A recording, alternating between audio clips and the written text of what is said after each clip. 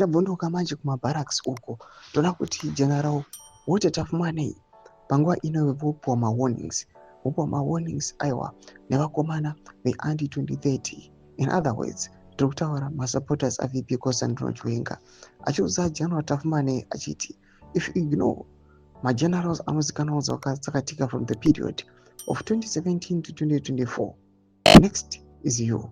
Uritorimo mupipeline ndiwo wakatevera uri kutevera akuzoatakiwa nekuri akashaisha zvakare. Sarapira mashoko danyuko panguva ino totibo subscribe like but on the bell icon.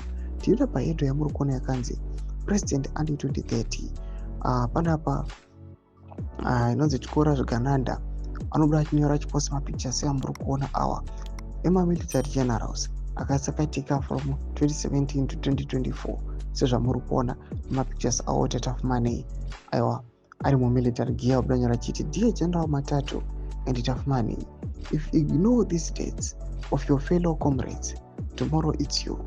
Before 2028, another round of assassination will feature you and all the remaining old generals to pave way for generation shown. Bookmark this post.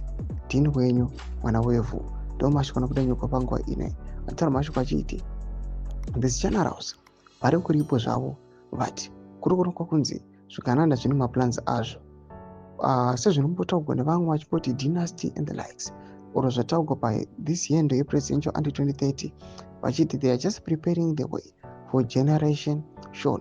Mashoko ari kubuda panguva ino achiudza aiwa General Emmanuel Matatu pamwe chete naTafumanei kuti yes makaiswa pathose post but it seems like you are just replacements.